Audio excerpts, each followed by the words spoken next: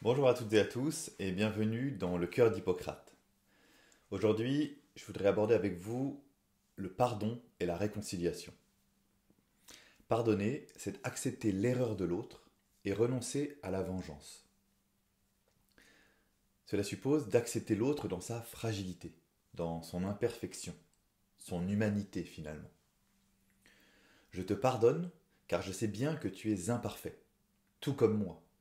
Mais je sais aussi que tu as le désir de t'améliorer, de ne pas recommencer. Le pardon est un mouvement personnel, un choix individuel qui ne nécessite pas l'implication de celui qui a commis la faute.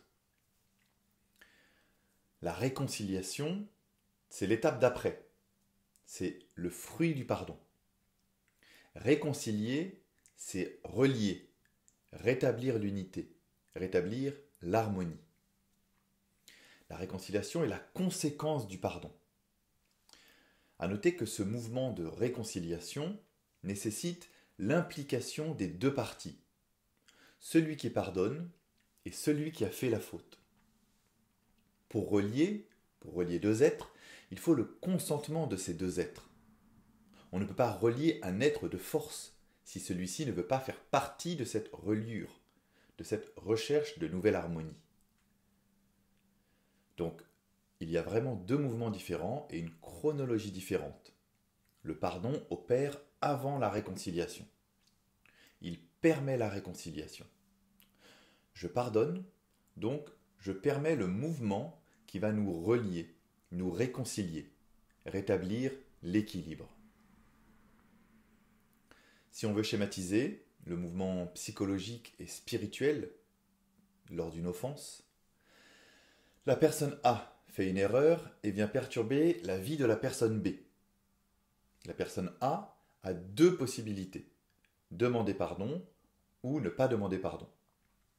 La personne B a également deux possibilités, pardonner ou se venger. Et ce qu'il est intéressant de constater, c'est que les deux personnes ont toutes les deux possibilités, deux choix évoluant indépendamment. En d'autres termes, si la personne A ne veut pas demander pardon, la personne B a le choix de tout de même pardonner ou se venger. En fait, le choix de l'offensé n'est pas dépendant du comportement de l'offenseur. Alors c'est important de le rappeler car on entend souvent moi, je veux bien lui pardonner, mais il faut qu'il vienne d'abord me dire pardon et reconnaître sa faute. Eh bien non, c'est indépendant. Je vous livre un petit témoignage personnel. Lorsque mon cousin a été assassiné devant mes yeux sur un parking de boîte de nuit en Corse, je n'ai pas attendu que le meurtrier vienne s'excuser pour le pardonner. C'est moi qui suis venu le voir lors de la reconstitution des faits pour lui dire que je ne lui en voulais pas personnellement en tant qu'être, pour son être, mais que j'en voulais à son geste, je le condamnais pour son geste. Ce qui bloque le pardon, c'est notre psychisme, nos émotions, la colère, le désir de vengeance, et également notre rationalité, ce désir de justice, ce désir de comprendre, etc. Ce qui bloque le pardon, c'est notre désir de maîtrise et de puissance. Le mouvement de pardon doit donc prendre sa source non pas dans le corporel, reptilien, impulsif, œil pour œil, dent pour dent, non pas dans le psychisme, parfois malmené par nos déterminismes, notre conditionnement environnemental, affectif, émotionnel, mais il doit prendre racine dans le spirituel, cette zone qui nous dépasse un peu et permet de créer cet appel d'air qui permet de créer l'étincelle de l'amour, l'étincelle du pardon. Alors, y a-t-il des conditions, des critères pour pardonner? Et est-ce que c'est un mouvement universel?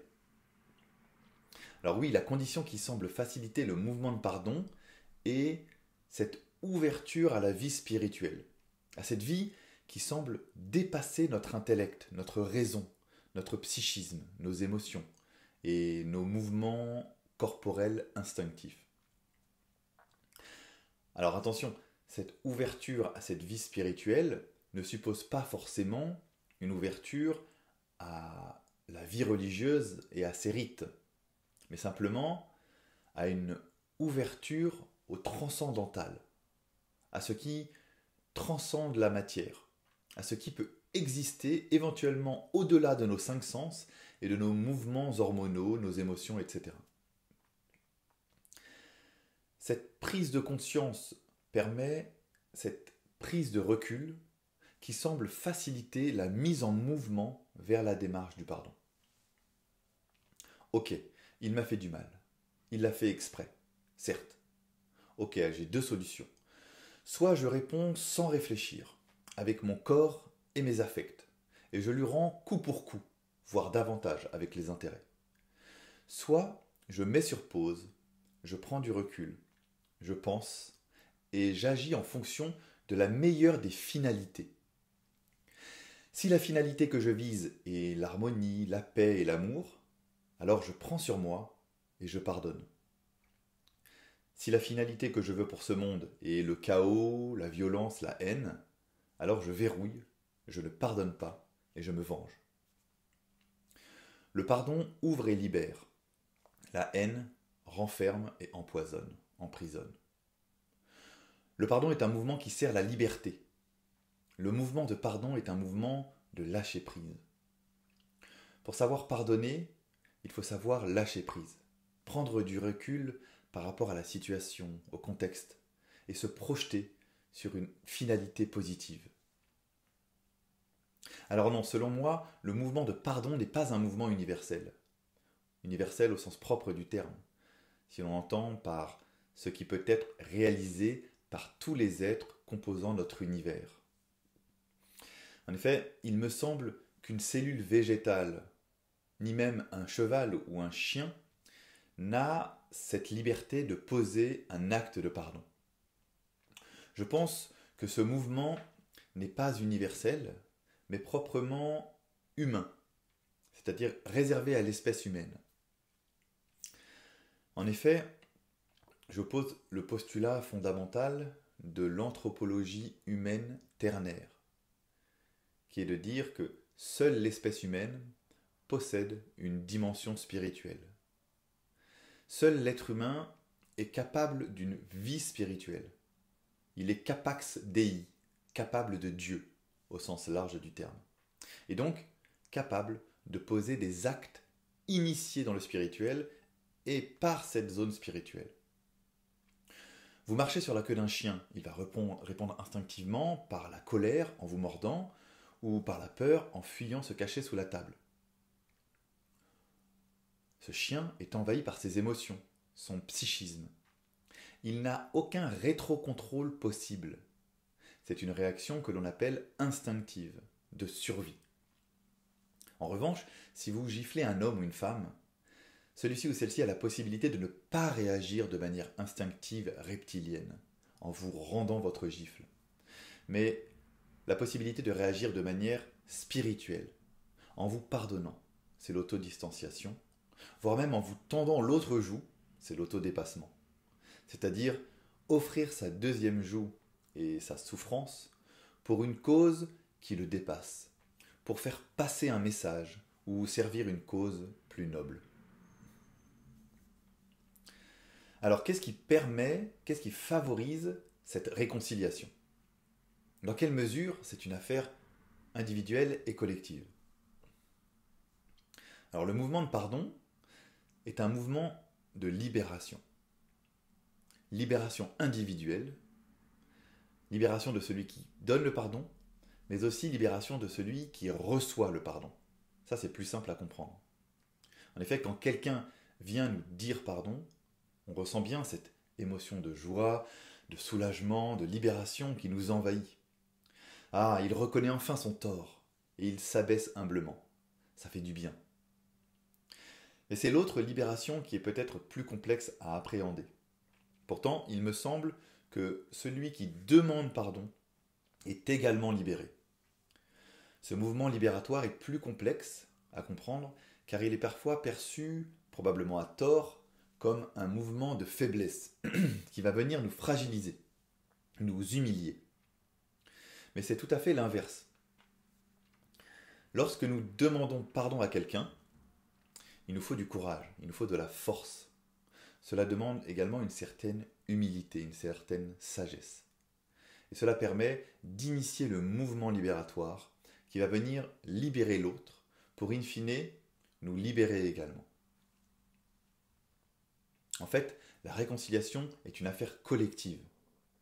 Ce mouvement vient remettre en lien deux êtres, deux personnes, et rétablir la juste connexion, la paix dans la relation et donc dans la société. Ce mouvement de pardon est une affaire collective, car elle vient servir la notion de liberté collective.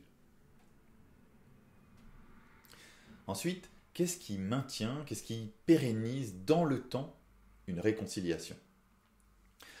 Alors, pour que la réconciliation soit pérenne, il me semble que la démarche de pardon doit être totale, sans aucune condition, sans prévoir aucune petite porte de sortie qui viendrait rendre caduque toute la démarche. Une petite porte que l'on viendrait ouvrir et vers laquelle on pourrait s'échapper si l'autre venait à recommencer.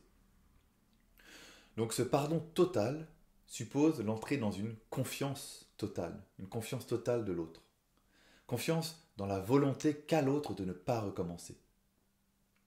En effet, si le pardon n'est pas total, il ne permet pas de créer le reset, la table rase qui permettra la reconstruction d'un être stable, solide. Table rase qui va permettre la construction de nouvelles et solides fondations. On ne construit pas sur une ruine que l'on n'a pas pris le temps de dégager, niveler, mettre à niveau.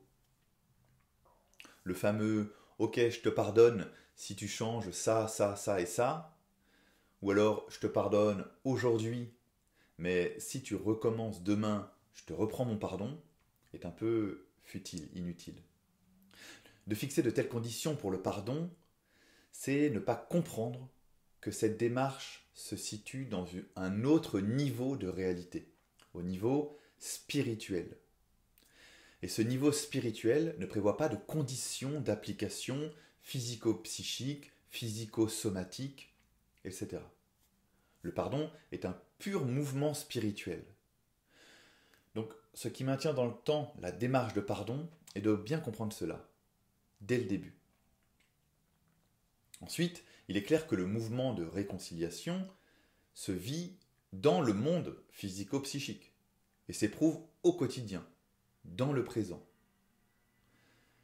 Le lien retrouvé se matérialise dans le monde physique par des gestes, une posture, etc.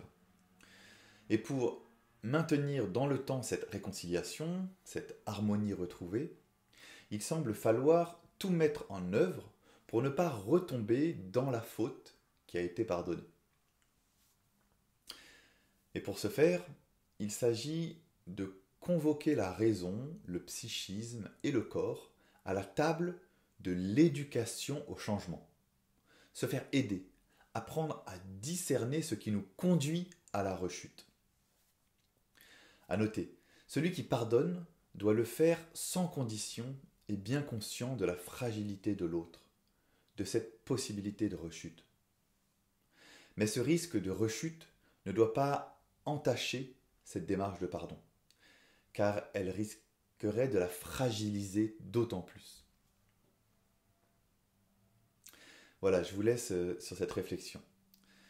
Je vous remercie bien sûr pour tout ce que vous faites, mais surtout pour tout ce que vous êtes.